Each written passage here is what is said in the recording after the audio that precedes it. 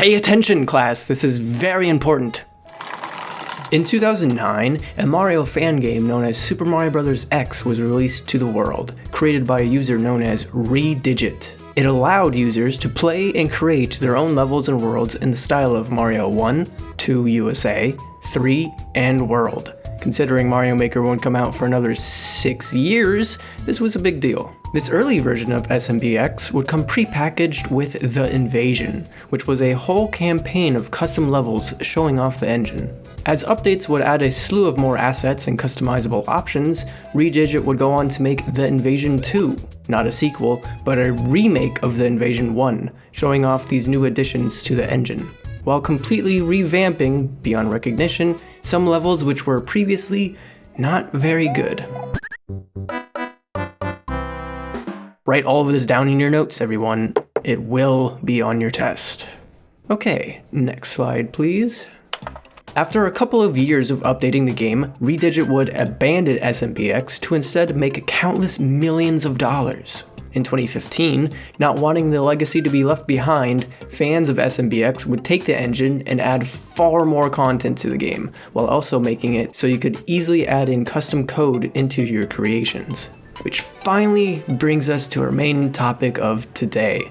A specific creation made within this newer SMBX2 engine, which was released in 2023 and would become one of my favorite Mario fan creations. Betterified VI, Bestified. When I first saw this name, my eyes glazed over and my brain fogged, refusing to truly process the title, not giving a second thought to what it could ever mean. So I shall refuse you that same liberty. But enough of all that. Let's get into the game, shall we?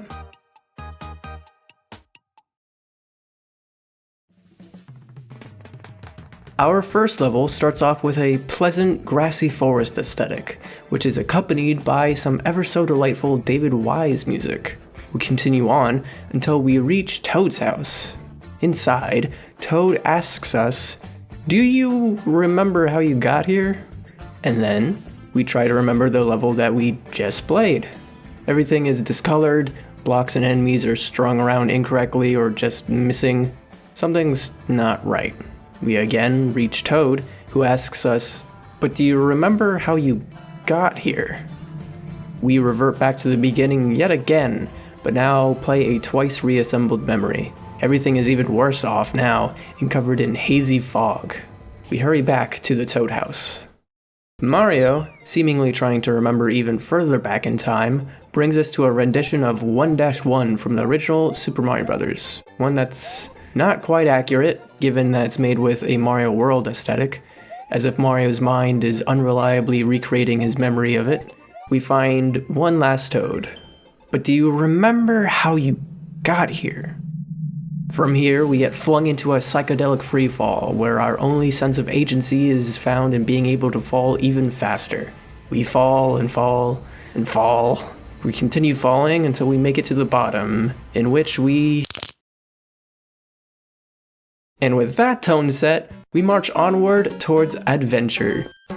We run through a cozy Super Mario Bros. 3 wooded-styled level, followed by a Super Mario Bros. 3 grassy level, the latter having the quirk of having an ominous meter, which, if it fills up, throws dozens of hazards at you.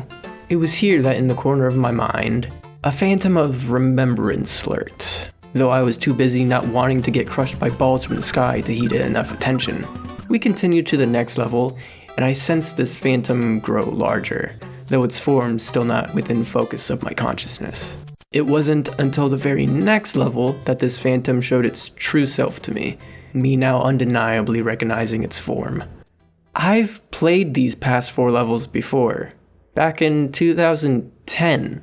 All 4 of these levels are just from The Invasion 2, though with some new obtuse quirk added to them. As it turns out, many of Betterified levels are just modified versions of levels from The Invasion 2, and that's not even mentioning how the overworld is largely based on The Invasion 2's overworld. But there are also several other sources this game uses for levels from other user-made SMBX episodes. So many of them that it's hard to talk long enough to fit them into this section. Oh my god, it's still going. Some games completely outside of SMBX get used as sources as well. Even the first level is from a completely different source. So, what is original here, you may ask?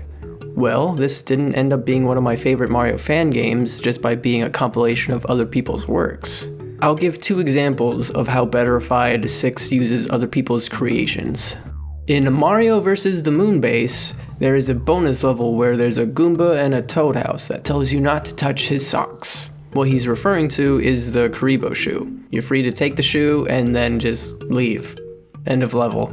This same level appears in Betterified VI, but with numerous changes. The Goomba again tells you to stay away from his sock, but this time we notice there is a literal sock floating above us. We take it, and we are met with unique consequences. We get sent to a wholly original level, a Goomba dimension populated by crudely drawn Goombas of varying sizes, and the floor you walk on is made of Goombas. Partway through the level, a Goomba storm starts brewing, and if you're not quick enough, you get killed by it. Here's another example. In the Invasion 2 is a Mario World style level with Zelda 2 slimes as its main enemies, and Lost Woods music from Link to the Past. In Betterified VI, all of the slimes have been transformed into different colored links, and an overly loud, cheesy symphonic metal rendition of Lost Woods plays. I think we get the idea of the song. We can stop playing it now. We make it through half of the level before everything that's not you or solid ground slowly gets transformed into these slime links. Other enemies, coins, power-ups, donut platforms, a Koopa shell that you threw to kill some enemies, which now came back to bite you in the butt. Nothing is safe, and it transforms the level into a frantic mad dash to the end. You see, Betterified VI, Bestified, is a realm of disconnected dream logic, corrupted nightmares, free associations of the mind, and at times it delves into the collective subconscious of Mario fan gaming and gaming at large. You may assume I'm stretching and over-intellectualizing a Mario fan game, and that's fair. But it's not that big of a stretch from what the direct text of the game touches on. The story of Betterified VI revolves around a character named Sin Man, we'll touch more on that later, who uses a machine to turn the worst of Mario's psyche into concrete form. Thusly, the world becomes an accumulation of over 100 reassembled, misremembered dreams, as Mario tries more and more to remember where he is, or who he is. Touching on this, numerous times throughout the adventure, you'll again circle back to the very beginning stage, only each time will be remembered in a very different way. Betterified VI relishes in being silly and stupid, but it also pays careful attention to detail and purpose to its story. As an example for this, the SMBX engine lets you play as more characters than just Mario, and in Betterified VI, you're able to play as either Mario or Toad. And there is a story-related reason as to why you can play as either of them, and why you're able to switch between either of them on the fly. But that's a spoiler, and before I jump at the chance to go into spoilers and talk at length on every notable or enjoyable level on an individual basis, I'd like to talk more generally about the game first. The game actually has a sense of freedom to explore, with different paths branching to and from different worlds. Very early on, you can have quick access to 6 different worlds depending on which path you want to take. If you go just the right way, you can rush to the second half of the game after completing only 8 levels. Though it's a lot more fun to take your time and savor all the different levels and surprises. With so many parts connecting back to themselves, it feels like a maze where there's no wrong answers. It becomes addicting to play as it feels like it's a complete grab bag. You never know what you're gonna get next. The level could be a complete butchering of an old level. It could be an amusing little joke that'll get a chuckle out of you, like this one here that replaces the game's sound effects with overly cartoony ones. You can get thrown a weird concept that makes for an interesting challenge, like this level where you move around like Pac-Man and you have to eat 300 fog to reach enlightenment. Or it could be a creative, newly crafted level that accumulates in one of the best 2D video game bosses I've ever seen. I was always wanting to press onwards to see what else this game had up its sleeve. Email. During your adventure, you'll get emails, just from random people. you'll hear a email, and can pause the game to read it. There seems to be a total of 12 that you can get, though I only ended up getting a fraction of them, but the ones that I did get were always amusing. My favorite that I got was Mario's rejection letter from a senior engineer application. Oh no! The game tends to be fairly reasonable with its difficulty, never going into Kaizo territory, but later levels do get more challenging. However, there are ways Betterified respects the player and their time. Whenever you start a level or reach a checkpoint, the game will remember the state of power-ups you've had. So if you die, when you come back, you will automatically start with the same power-ups you had. There are also unlimited lives, so no need to worry about game overs. You move much faster around the overworld map than typical SMBX episodes. And lastly, Super Mario Bros. X had cheat codes, but if you use them, you'd be locked out of saving, unless you use a specific cheat code to get around that. Betterified gets rid of that sort of punishment and lets you use cheat codes however and whenever you want. It even goes so far as to add new unlockable cheat codes. Do as you please, as the game says. Instead of a life counter, there's a crime counter. The counter itself tends to do whatever it wants. You can die without getting any crime, or sometimes you die and get +1 crime, or you die and get +3 crime, for whatever reason. There's a level named Pit with Trial, and every time that you go through a door in this level, you get +1 crime. You can lower the crime rate by getting 1-up mushrooms, or other times it just goes up and down, seemingly at random, because it felt like it. Occasionally it makes sense, like if you steal a child's Christmas present, you get a crime. You're not going to worry too much on this crime counter, as it doesn't factor into many things in the game, but it does have a useful purpose later that we will discuss in the spoiler section of the video. Throughout your adventure, Betterified will throw a number of custom bosses at you, whereas most 2D Mario bosses only amount to that. Betterified has tightly designed bosses with varying attacks and different phases. The idea behind these bosses will be taking a few attempts to learn their patterns to know how to damage them while dodging their onslaught of attacks.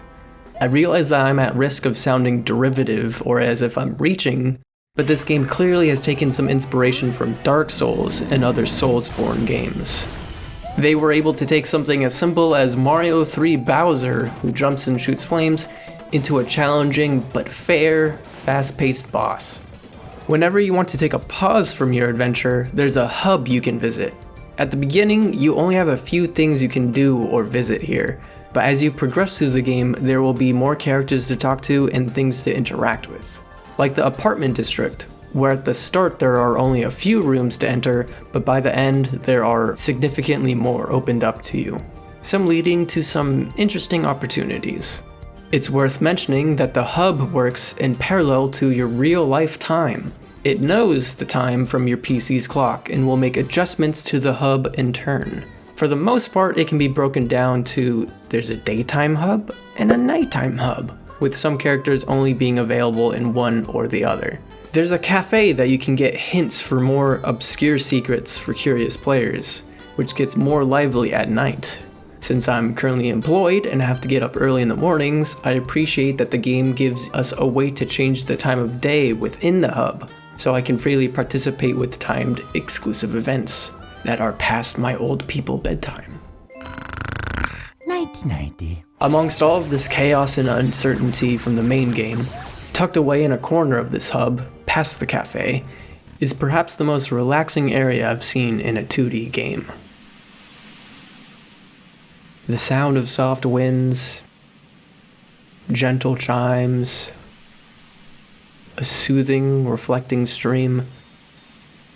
The dreamy juxtaposition between the brown and the green forest with the distant columns reaching towards the heavens, which are made lilac against the clouds in the sky beyond them, made all the more ethereal from in this moment there not being a single other soul in sight.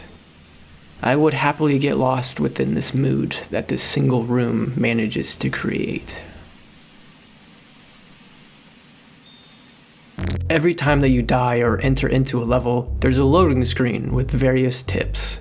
Most of these are lies, irrelevant to the game itself, references to other games, or just random. But there are occasional truths in there. They add a nice extra flavor to the game, all the more so when you don't know which of them to take literally or not. You actually get an achievement for seeing all of the loading tips. Let it be known that there are over 800 of them in total. So good luck with that. Oh yeah, there's achievements. 88 to be exact. Keeping track of your achievements can be a good indicator as to how many of the more obscure secrets you're missing. But at the same time, some of these achievements are just mean, or you'd be unlikely to get them unless you started the game with prior knowledge of them, or play the game for 600 hours. Can't say I have the time for that. Spaghetti. Which is why it's nice that you can find these things called deep coins in some levels, which you can give to some fish creature, who gives you a sacrificial tooth, which you give to a weird skeleton thing, which allows you to unlock achievements without meeting the original requirements for them. Getting to the credits while combing through most everything I could on my way took me about 15 hours. Playing more afterwards to find post-game content and hidden secrets, I managed to get another 5 hours of gameplay, which is noticeably longer than your typical 2D Mario game. And that's not even having found 100% of everything, just most everything. And it is difficult if you want to get 100% of everything. Even getting every exit in levels won't net you all the secrets. Some levels have far more in them than they may let on.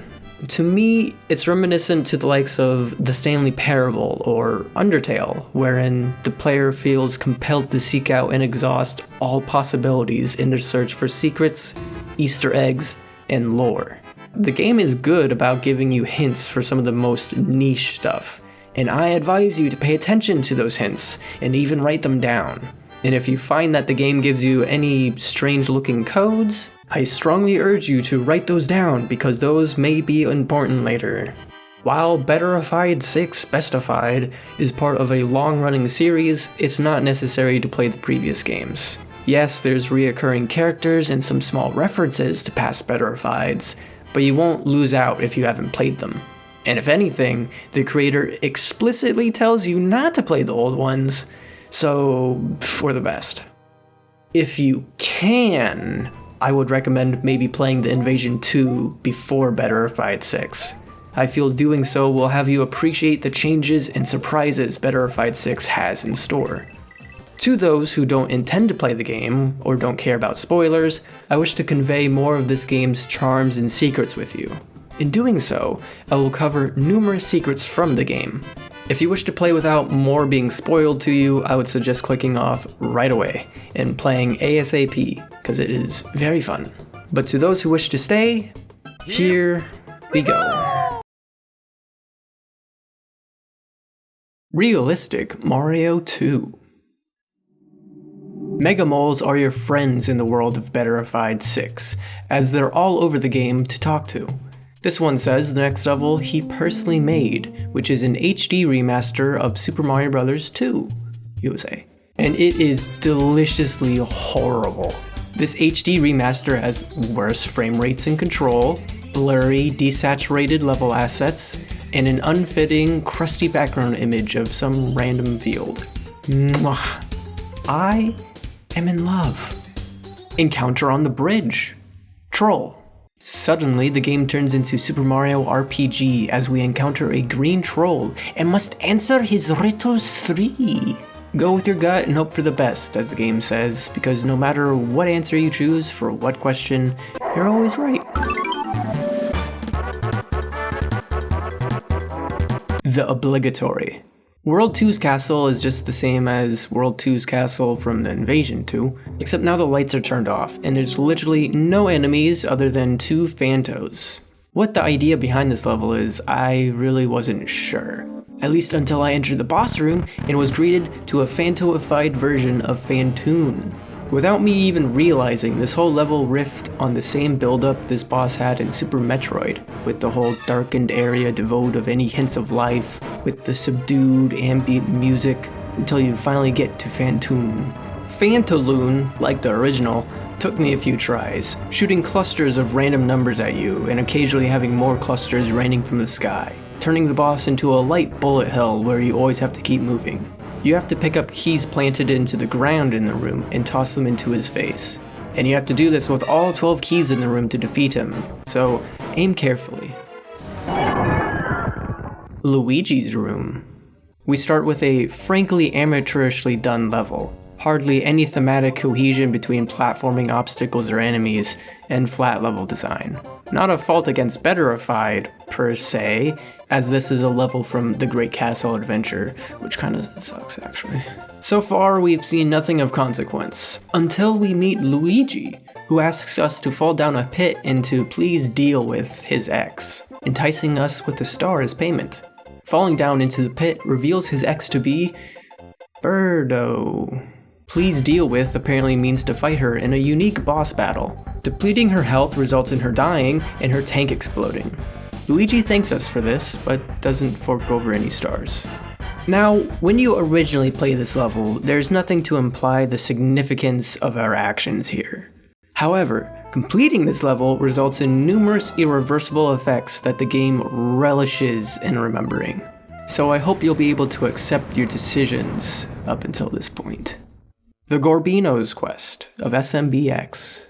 This level follows Mario delving into Luigi's psyche and replaying the events that just occurred through a different perspective, and with a Cruelty Squad flair of clashing graphical styles, bright colors, and uncomfortable ambience. Birdo and Luigi got back together and are living happily. Seemingly, we continue on and see that the two are living together in a house, but things don't stop feeling a bit off. We continue through Luigi's house and notice a phone is ringing. We pick it up and it's Luigi on the other line. He's checking in to make sure Mario's contractor job is completed and that Birdo is no longer in the picture.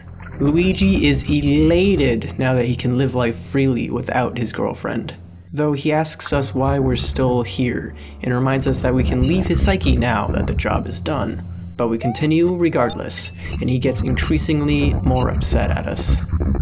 From here on, the level gets much more difficult, as if Luigi's psyche is trying to stall our progress. Now that Birdo is in Luigi's past, her face becomes hazy, already partially forgotten by his psyche. We reach a room of pulsating jelly beans to find Luigi all alone. He's not doing okay. He hasn't been okay for a while, nor has he seen us as a brother for some time. The reason why Luigi seemingly hired Mario for this contractor job was so that Mario could maybe leave him alone after everything was finished. But that didn't work. We're still here, still pushing through, still being persistent. Defeated by our persistence, he says we might as well finish off the remnants of Birdo's memory in his mind. And so we do.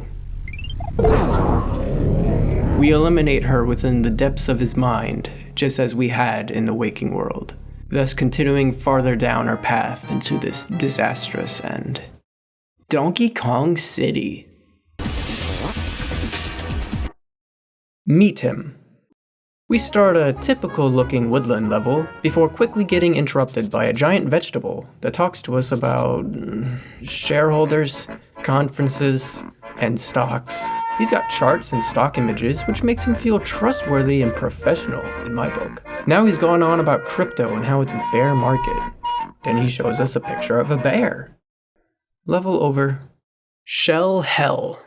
At first, this level just seems like a chaotic mess. Enemies and items placed haphazardly, things just happening.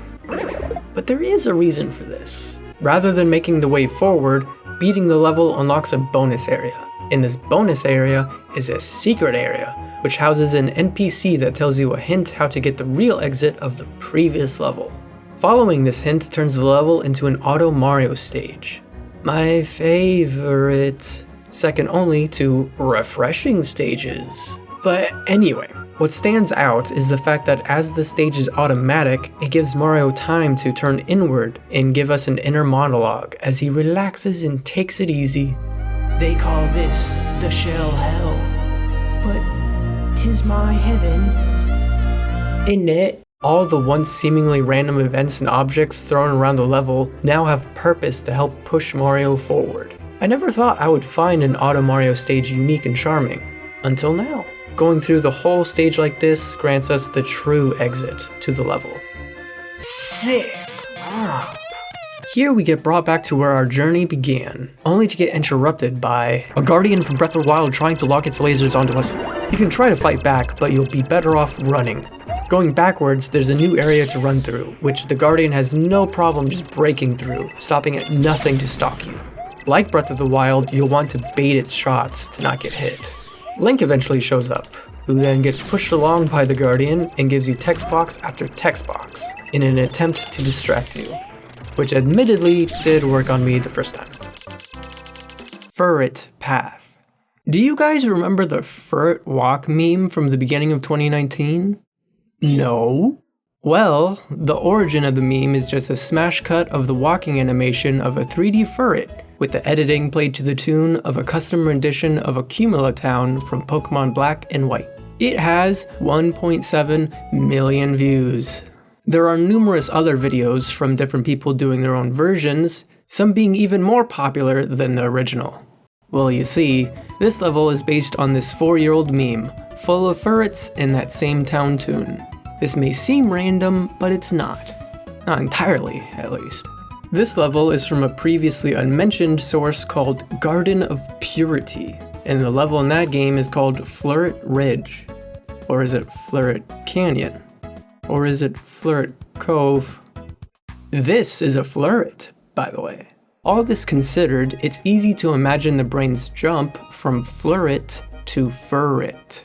The original was a puzzly platform level, and Ferret Path keeps some of the same puzzles, but since all the fleurets have become ferrets, many of the original's more difficult platform challenges have been simplified. There is another major change to this level, and that's the fact that you can find an underground Catholic church. Within are various characters giving prayer, and a priest who is able to baptize Mario. Doing this has effects seen in specific parts of the game, including certain characters reacting negatively to your faith. On the flip side, Knuckles found our newfound devotion to the Almighty positively beautiful. Alright guys, we're halfway through the game. Realistic Mario. The core of this level is based on the fact that Mario can't jump more than a couple inches off the ground, akin to playing as Captain Toad. Thusly, to get around, Mario must pull up the tops of plants, which then propel him upwards. What would normally be simple obstacles now turn into puzzles, many of which are about timing. Even something as simple as a single Goomba becomes a danger that needs careful timing. So imagine my surprise when I open a boss door and a Boom Boom comes running at me and I really don't want to die and don't know what to do. Oh. Correct, Mario. This level has wonky physics. Mario moves faster and is harder to control, his jump not making any sense. And enemies move way faster. Rather than this being completely random, this feels reminiscent to me of old Flash Mario fan games, which had very similar game feels, back when young game developers had no idea how to replicate Mario's physics. Great Big Field. This level has nothing in it. Okay. Sin Man's Castle? We've made it to World 8. That can't be right. Actually, we've been to numerous worlds, and the world numbers never seem to add up. But whatever, this seems to be the end of the game. I should take the time to explain who Sin Man is. Close to the end of Betterified V, it's revealed that he is the spirit of your collective sins, who previously had been possessing the character Daddy Brain, who was the main villain of the Betterified series up to that point. We fight him at the very end of Betterified V and defeat him with absolutely no fanfare or closure. Now in Betterified VI, he's back with a new look and some cronies, and wants revenge on Mario, which is why he had stolen the Nightmare Machine to use against him. And thus brings us to our current level, his castle, which would make the Virtual Boy proud. We storm the castle and make it to Sin Man himself, who seems surprised that we're here already, noting that maybe he messed up the order of the worlds in the game. Giving us a distraction, we fight Ape Cave, who would make Nintendo's ever-growing list of floating face with hands bosses blush. At least until the big twist is revealed, that he's not actually an ape with 2 floating fists, but 3 separate apes. Oh! As I mentioned, that whole battle was nothing but a distraction for him to finish preparing the actual end of the game. And with that, we're able to get to the second half of the game. Halfway there! For real this time. Objects in the mirror. At its core, this is just a Super Mario Bros. 2 styled snow level. But always on screen are numerous warped mirrors distorting your perception of the level and enemy locations. Challenging, but not outright frustrating or unfair. The level teases the brain and has you adjusting how you approach oncoming obstacles on a moment-to-moment basis, as you try to keep up with and anticipate the objects in the mirror. The Switch Palace. Rather than having Switch Palaces all over the world map, like Mario World, Betterified condensed them all into a singular level, and it's one of the biggest highlights of the game for me. Every room is a unique Switch block challenge that ups in intensity. Yellow. Simple and has you turning on and off blocks manually to solve platforming puzzles. Green. The Switch block follows you and changes state every couple of seconds, sometimes demanding you react before the Switch changes. Red. You're able to hit the Switch block, but it will revert back after a couple of seconds, making you think ahead quickly. Lastly, blue. Every time you jump, the Switch block changes state. So, unlike the others, this time just slow down and take your time to think ahead carefully. Not like that guy though, he just died. After completing all of the platforming challenges, we're met with the 4 gods of the colored switches. We will have to fight all 4 of them individually, and they all have their own unique attack patterns based on their colors. The green god having big bubbles, curtains, green sniffets, green switch blocks. The blue god having poison mushrooms, eerie's, magic Koopas, blue switch blocks. You get the idea. Thankfully, once you beat one of the switch gods, you don't have to go through them again if you die. The game remembers you defeated them and lets you move on to the next one. But even then, getting through all of them took me almost 20 minutes, but it was one of the most gratifying and memorable bosses I faced in a 2D game. Yeah! Sick! Leaf Forest Romp. The concept behind this level is that it desperately wants you to type sick on your keyboard. There's billboards all over the level advertising this, enemies saying that you should do it. The score effects for the level say, type sick, please, I beg of thee. Blocks in the level beg you to, and there's a QR code at the end of the level Scanning. that brings up a YouTube video mocking anyone who hasn't typed out sick yet. What happens when you type out sick is you get teleported to the original level that Betterified VI's first level was based on, this time in its entirety. If you make it through the whole level without typing sick, there's a toad that says if sick isn't good enough for you, why not try typing out goal instead? Well, I'll try anything once. And it takes you to the exact same place. It is around this point that I lost my 100th life and got sent to hell. Guarding the gates, appropriately, is a thwimp named Cerberus, who quotes Dante's Inferno. Entering into the heart of hell, you meet with a friendly gang of eternal sufferers. If you go through Luigi's request, you can find Birdo here too. If you choose to avoid killing her, she's not here, but clearly someone is reserving a spot for her. If you're wondering why Mario, the born-again Christian, was sent to the underworld after he died, apparently he got baptized incorrectly. Talking to Satan has you being sent back to the world of the living, as he considers that you'll be too big of a nuisance if you stay down here. The so-called low concept. This level is painful. Every half second, every single object in the level, except for you and the ground, has a springy bouncer spawned over top of it. This leads to completely unpredictable enemies, coins flying everywhere, a Yoshi that is very hard to stay on, my crime counter going up and down at random, and maybe, just as a little spice of life, you get pushed out of bounds.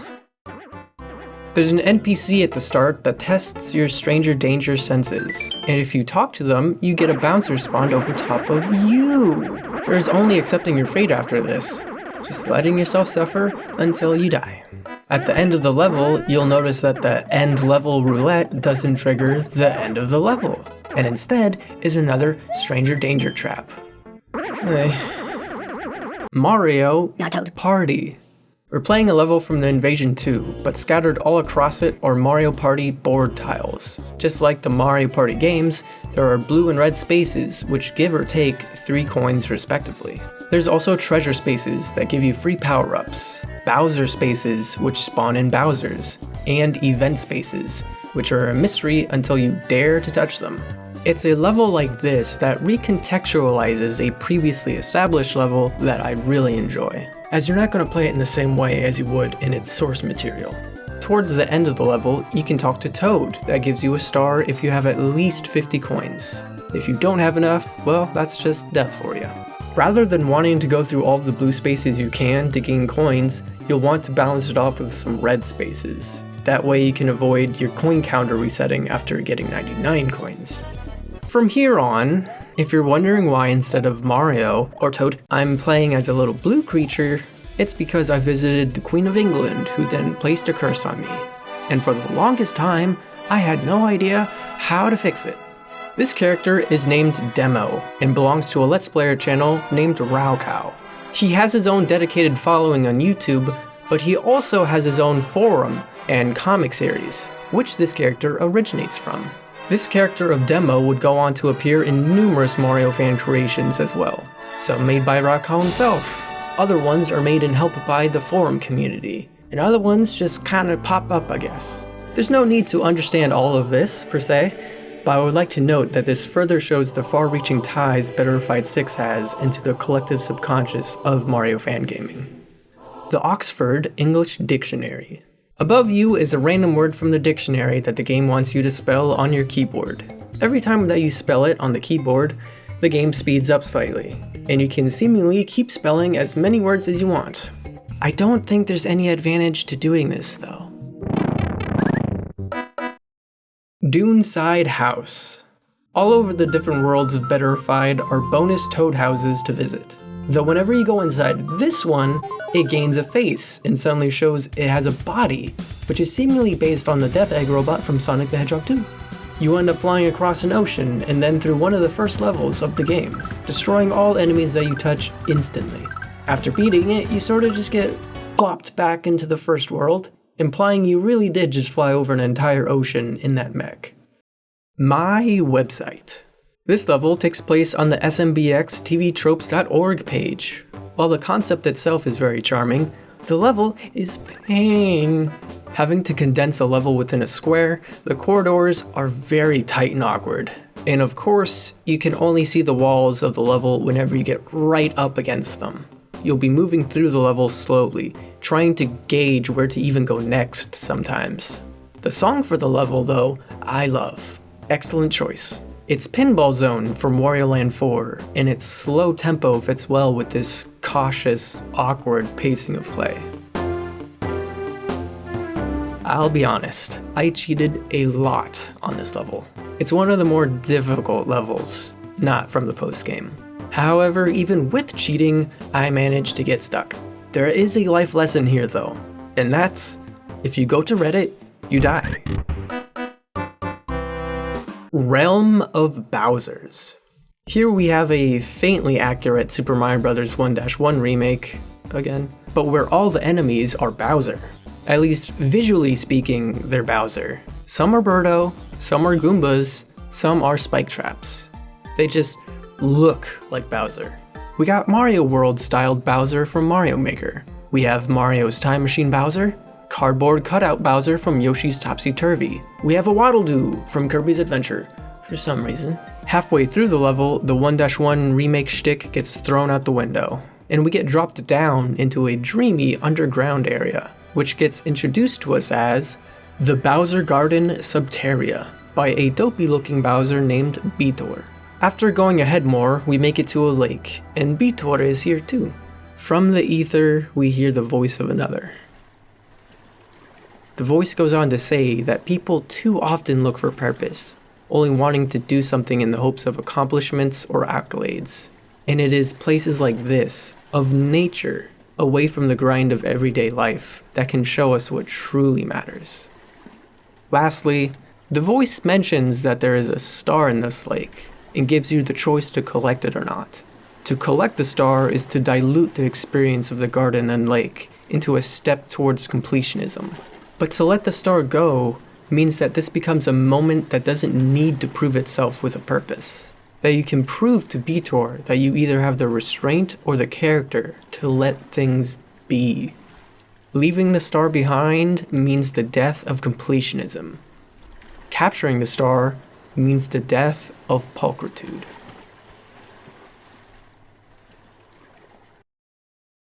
After trying to backtrack on the world map, I suddenly, for no reason, get transported to an island where I have to solve an impromptu math problem. That math problem being 2 + 4 × 3.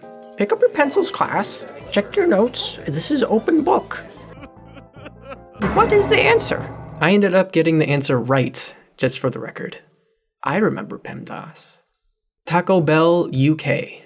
Mario's late for his part-time shift at Taco Bell. He's gonna have to match up what the customer wants as fast as he can to keep up with rush hour orders. If he makes a mistake on an order, which is inevitably destined for all Taco Bell employees, it costs him his life. Oh, look at that! Halfway through the game. Beneath the Waves, a study in dread. What was originally an honestly rather boring level from The Invasion 2 is now a black and white whodunit murder mystery. Lewis tells us that his dear sweet Coraline drowned, and that some horrible villain that's still at the beach must have done her in. Your job is to talk to everyone over the course of a day and night investigation, and then deduce who is the one responsible. You must consider evidence carefully, as there are numerous red herrings given by different characters. And this isn't a situation like the troll encounter where any answer is the right one. You can fail this one. So who was it? Lewis, the husband of the deceased Coraline? Maybe he wanted to kick her to the curb but just couldn't bring himself to break her heart. Maybe it was Sherlock Holmes, the detective who kept coming up with excuses not to partake in the investigation. Or maybe it was Big P, who says he watched the drowning Birdo struggle in her last moments. In the end, it was the fisherman. Convinced that Big P maliciously destroyed the fisherman's boat, he wanted revenge. In truth, the fisherman's boat was old and worn, not long for this world. But the fisherman wasn't interested in reason or understanding. He was hateful and needed to pin his misfortune on someone. A day before Coraline was taken from this world, a vacationing Milo Mole noticed the fisherman was feeling gloomy and decided to gift him the item which would become the murder weapon. Being crafty with tools, the fisherman was able to quickly conjure up a twisted plan that would trap Big P within the wave's cold caress. But that's not what happened. Fate wouldn't have allowed someone so misguided to have their way with her. So fate does what she does best, and twisted its consequences beyond what was thought possible.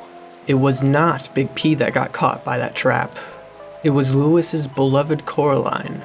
She got caught on the hook of the trap, and the stronger she fought against it, the more it pulled her under.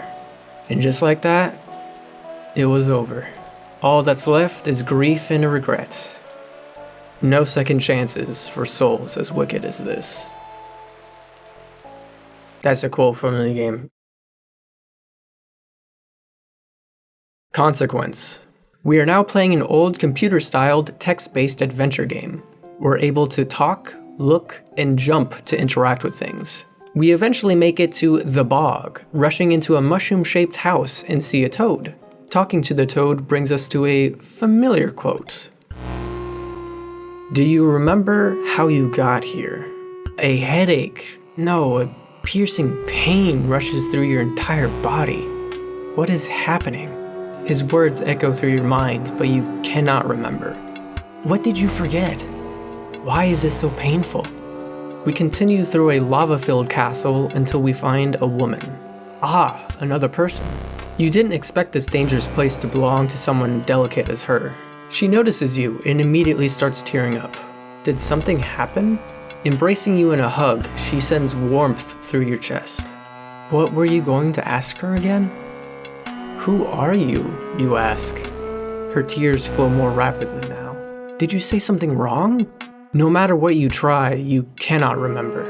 Should you know her? She's starting to speak. Her voice is so quiet and muffled, but it puts you in a trance. You start dreaming. It doesn't matter what you forgot. The warmth of the hug is nice. You think you should sleep for a while. Perhaps it's time to move on.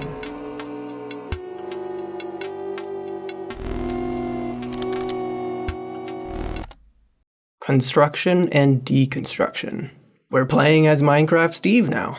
We even have Minecraft's health bar and inventory system. The controls for this specific level are unique, and I even had to stop playing on my controller and buying some special mouse and keyboard controls to play this level comfortably. Essentially just making the controls into Minecraft controls.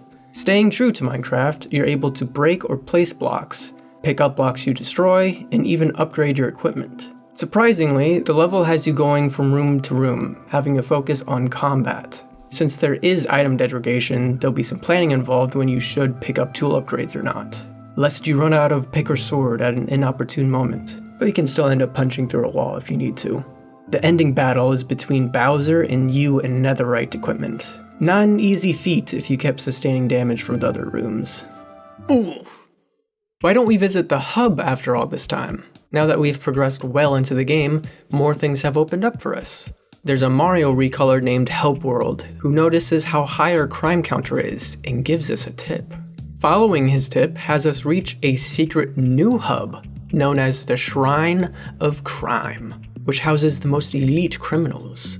There are different rooms in the hub, which are only accessible if you have a high enough crime number. And one of them is Pandora's Box of Crime, which upon opening unleashes onto the world an infinite number of crime tokens. Basically, they're blue coins you can collect in levels now, which make your crime number go up significantly. That way you can more easily get access to the later doors of the Shrine of Crime. Upon accomplishing enough crime and unlocking the last door, we get access to a gadget that unlocks Crime Mode. It's an option that you can tick on or off in the pause menu, and you can think of it as a corruption simulator. The effects of it are completely random, and it's really not a good idea to just play casually like this. Back in the original hub, we can talk to the Chimp. Once a day, you can talk to him for a challenge, and there are always real-life exercises he wants you to do. To take on a challenge, you must pay him 10 bananas, which are only available in Super Donkey Kong City. When you're done with the exercise, or when you just say that you're done, he congratulates you and gives you a chimp token. I ended up getting 7 of these, and I have no idea if they have any purpose or not, but they're fun to have. The last door that you unlock is that of the Lord of the Hub, who has the power to finally rid me of this cursed form so that I may be Mario again. Oh, thank you, Lord, thank you.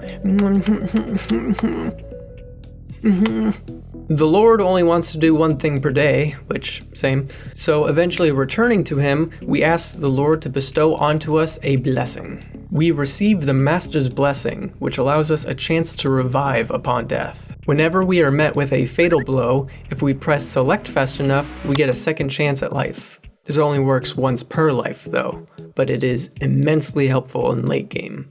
After all our adventuring, and after defeating all 4 of Sin Man's cronies that guarded the gate outside of his lair, we finally reached the home of Sin Man. Wanting the fight to be a fair one, Sin Man gives us 5 hearts and a fire flower that's permanent until the fight is over. What followed, for me, is 15 minutes of attempts at this boss. It's not overly difficult, but took me some time to get the patterns down, even when there's a giant screen in the background telegraphing exactly what he's about to do. After beating him, however, it turns out we're missing a necessary item. Sin Man says it won't be a truly fair fight if we don't have this item, so he deletes us from existence and says to only come back after we've found this item, whatever it is. Trying to find where this item may be, I did some exploring and combed through numerous levels, until I found it. A sword named Balmung. And with it, we return to Sin Man. Having the sword in our possession allows us to face the real Sin Man boss fight.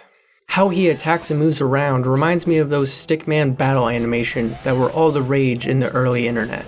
Wanting to be dramatic, there's no health bars for either of you. Instead, you either keep hitting Sin Man with your sword until you win, or until the screen goes red and you can't fight anymore. Upon his defeat, he sends you back to his lair before he gets cut in half. Mario is able to reach the Nightmare Machine and turn it off for good.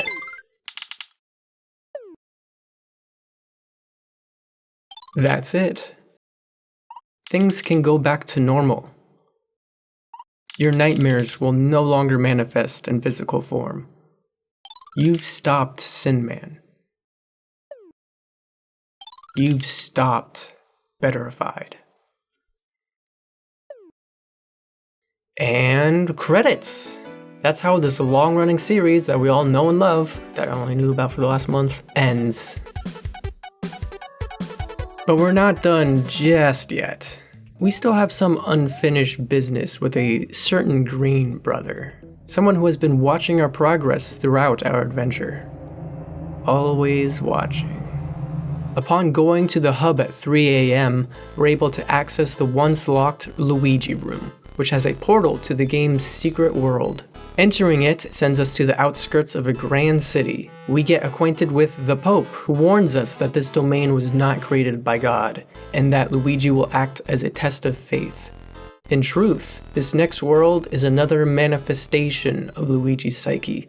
We're given a crucifix and are sent on our way. I seesaw you in the Weald. Levels in the secret world are hard. We're working with another unique puzzle platformer level, in which Mario's body and head are separated. You control his body, but his head stays left behind unless you pick it up. And you will need to, as the placement of his head controls the camera. The level forces you to be small Mario from the very start, and if anything even so much as touches your head while it's on the ground, you die. There's a secret exit in this level, which has you juggling between throwing around your head and a key. And to get to the key hole, you'll need to use your head to leverage a seesaw and then do some off-screen platforming.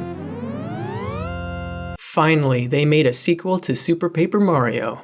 This level is good at illustrating what late game secrets expect of you. If you try to scour the game for everything, you'll be expected to remember specific suspicious areas and characters from your adventure. To even beat this particular level, you'll need to think back. The idea is Paper Bowser is suited up, nice and handsome, ready to get married, but the bride is still missing.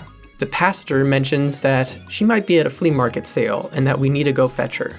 Thinking back among a sea of countless small details and events, I recalled 10 hours prior I had found a secret exit that brought me to a level where I played as a Big Boo, which brought me to a mushroom house, which brought me to a mushroom house, which brought me to Toad Market. What's unique to the market is that you get something different for every real-life day of the week. Here confirms that Bowser's least loved son is Larry Koopa. But what we're interested in right now is your girlfriend, so I hope you're playing on a Saturday. We go back to the wedding and notice our Peach has turned into Bridal Paper Peach.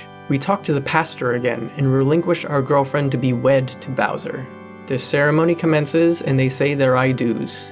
Mario glosses over the opportunity to object, and so they kiss.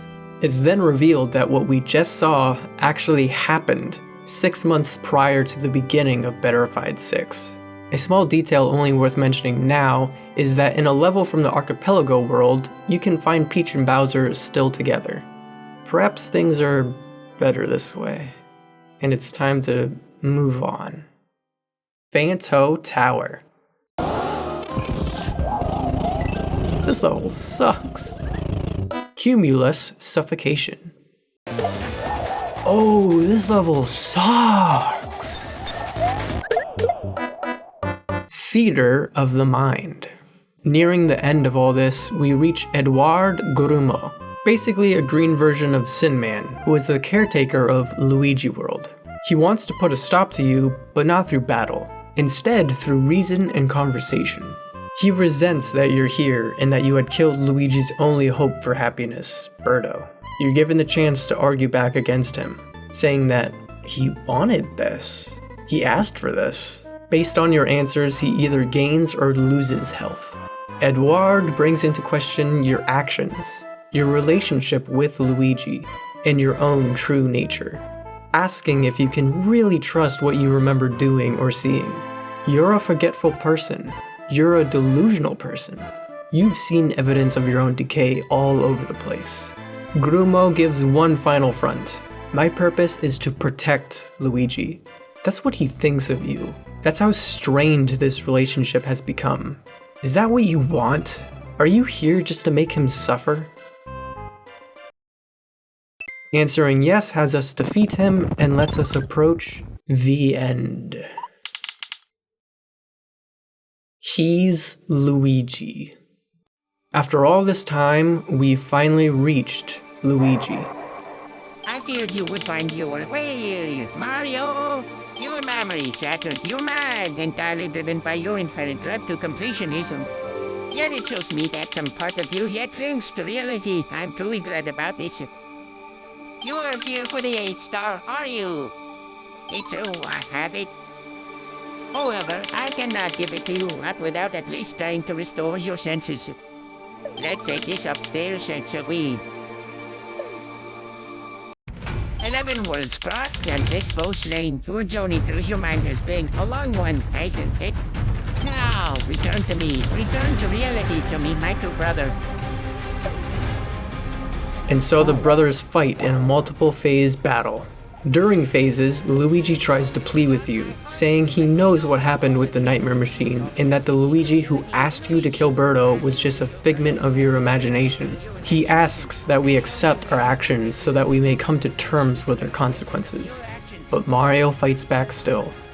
If Mario's persistence is blind and misguided, or if it's just and pious, remembering the words from the Pope that Luigi will act as a test of faith, we cannot be sure. Before Luigi's last form, we again are visited by the Pope, who reminds us of our crucifix. In this last form, Luigi calls upon a mystical green cloud that drives Mario's sanity down, but we persevere and defeat the green villain, thus gaining the last of the collectible stars, the star that was promised to us for doing away with Birdo long, long ago. After that, there's little fanfare. No congratulations for us usurping our only brother out of the world of his own mental faculties. We killed him, and that's the end. But we're still not done here. Almost though, I swear. Before we call it quits for the video, I want to talk about only 2 more levels. 2 more, and that's it. Really, I promise. The businessman and the ape. Remember the giant turnip that talked to us about stock prices? Well, we're gonna have one last visit with him. Though this time, he's a secret hidden boss, and a very imaginative one at that. Rather than having a traditional health bar, it's his wealth bar. Various attacks cost him money, having his health go down. But if you collect the mounds of cash that get thrown at you over the course of the fight, that money goes back into his wealth bar. The biggest source of damage that you can do to him is throwing vegetables at his face, but you'll occasionally pick up a golden turnip, which would heal him if you hit him with it. This fight is a frantic one, with so much happening on screen that you need to keep track of. All the more so whenever you get to a second phase and have a giant George Washington shooting lasers at you. I absolutely love this fight. Him buying the cheaper of the 2 enemies to join the fight, stock market crashes, low poly 3D bears, because bear markets, massive gold bars falling onto you. It's all so creative and an easy highlight of the late game. Upon his defeat and near bankruptcy, he calls off the fight. Seeing your worth as a businessman, he asks if you would like to start a new investment company with him. You have the choice to deny or accept. Accepting has Mario take up a new religion, libertarianism, which has communist characters hate us, but gives Mario a GPM of 30. I don't know what that means. Great big field. Again, what was once thought as an empty field is actually filled with numerous secrets. All across the game, you'll find hidden codes given through debug dialog boxes. Typing these in the field unlocks a plethora of extras. including a minigame where you go through waves of Goombas to defeat, which is more difficult than it sounds. The Luigi Gallery. This area is a showcase into Betterified's interpretation of Luigi, and displays the different types of Luigis we've seen throughout our adventure. In short, it describes Luigi like this: a monster of unknown weakness, a creature of vanity and hate, driven by instinct and without the capacity to love anyone, and one who you shouldn't ask about their contemporary politics. There's another whole side game called Great Betterified. I'm refraining from saying what's self-evident here. I won't tell Nintendo if you don't. And before we get into the last thing I'll show from the Great Big Field, let's talk about Mario. Specifically, let's talk about the Mario Gallery, which is hidden away in a separate part of the game. Unlike the Luigi Gallery, where there are different versions of Luigi, in the Mario Gallery, it's only about you, as there only is one Mario.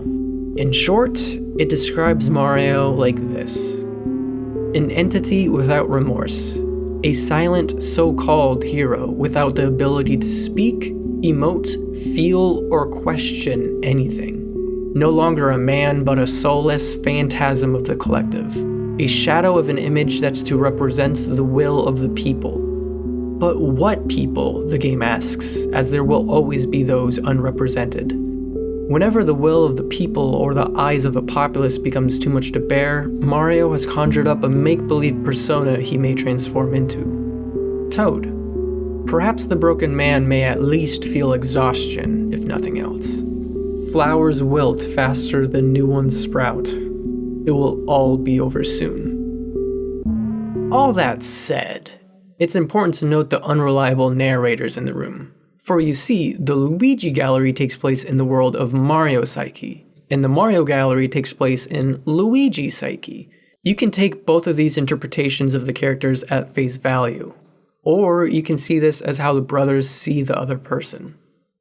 Regardless, there are entities throughout the game that can be interpreted as watchers from beyond Mario's level of reality, who imply that they know of Mario's fate, but that it is far too late to intervene and help. Whether Mario and Luigi truly are soulless people guilty of countless sins or not, their fates are predetermined and already known to these beings. They may think that to be the case, but upon entering a certain code into the Great Big Field, we have access to an area that these entities like to populate. This hidden area, a place of machinery almost absent of light, grants Mario the chance to a great shift in his reality, a defiance against fate, a change to his nature. He's now green. Let's let that mark the end of our adventure together through Betterified VI. I didn't cover every level, every hidden secret, or every side quest. There is a surprising amount of content in this game, where only a small amount of its players will even find some of it. But that's okay. Part of the allure of Betterified for me is how unknowable it is if you've reached the bottom of its well of content or not. And personally, I think I'm okay seeing most, but not all of it. It adds some mystique, you know? Betterified VI Bestified was a labor of love put together by 4 people over the course of 4 years, and marks the end of this long-running series. However, these creative and talented people have worked on more things than just Betterified, so whatever they decide to work on next, I'd surely be curious to see what it is. Thanks for coming along this journey with me. This was a very long video, and it's been a while since I've been around, so thank you for sticking with me. Until next time, good night.